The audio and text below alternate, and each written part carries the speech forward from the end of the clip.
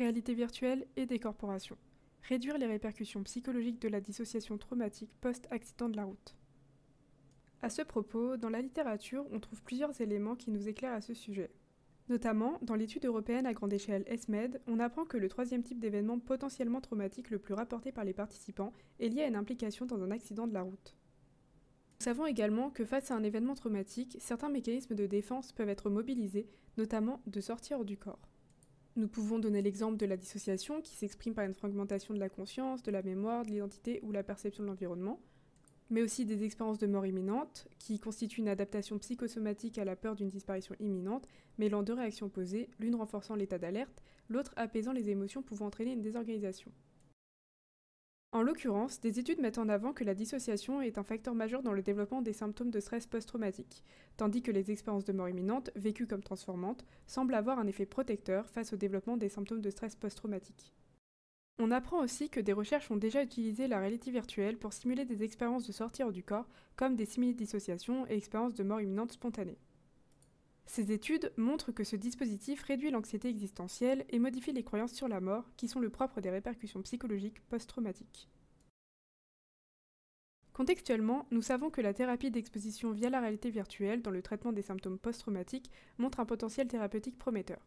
Néanmoins, cela reste peu exploré pour les traumatismes non intentionnels, comme les accidents de la route, malgré leur prévalence.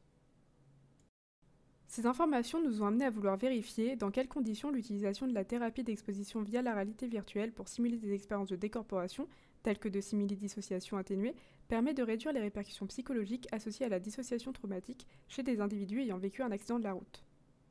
Il est supposé que cette simulation immersive, en offrant un environnement contrôlé et sécurisé, facilite la réintégration cognitive et émotionnelle des perceptions perturbées par le traumatisme. Par conséquent, l'exposition à des simulations de décorporation pourrait entraîner une diminution significative des symptômes anxieux post-traumatiques, notamment l'angoisse de mort et la perte de sens de la vie, améliorant ainsi la qualité de vie des participants. Pour ce faire, nous avons élaboré deux hypothèses de recherche. La première postule que l'intervention immersive améliore significativement le bien-être psychologique des participants. Plus précisément, elle permet d'augmenter le sentiment de sens de la vie tout en réduisant l'anxiété liée à la mort et les symptômes de stress post-traumatique. La seconde met en avant que l'intensité des changements psychologiques varie selon les expériences antérieures. Les participants ayant vécu une légère dissociation lors d'un accident de la route devraient montrer des améliorations psychologiques plus marquées que ceux de la population générale, tandis que ces changements seraient moins prononcés chez les expérienceurs. Ces hypothèses rentrent en congruence avec nos différentes perspectives. La première étant d'ouvrir de nouvelles pistes de recherche pour approfondir l'éclairage du lien entre dissociation traumatique et expérience de mort imminente. Et la seconde, de contribuer à la compréhension de l'efficacité de la réalité virtuelle dans le traitement des symptômes dissociatifs et post-traumatiques, en offrant de nouvelles pistes pour des interventions thérapeutiques adaptées aux victimes de traumatismes liés aux accidents de la route. À ces fins, nous allons maintenant présenter la méthodologie. Tout d'abord, nous allons recruter 3 groupes de participants.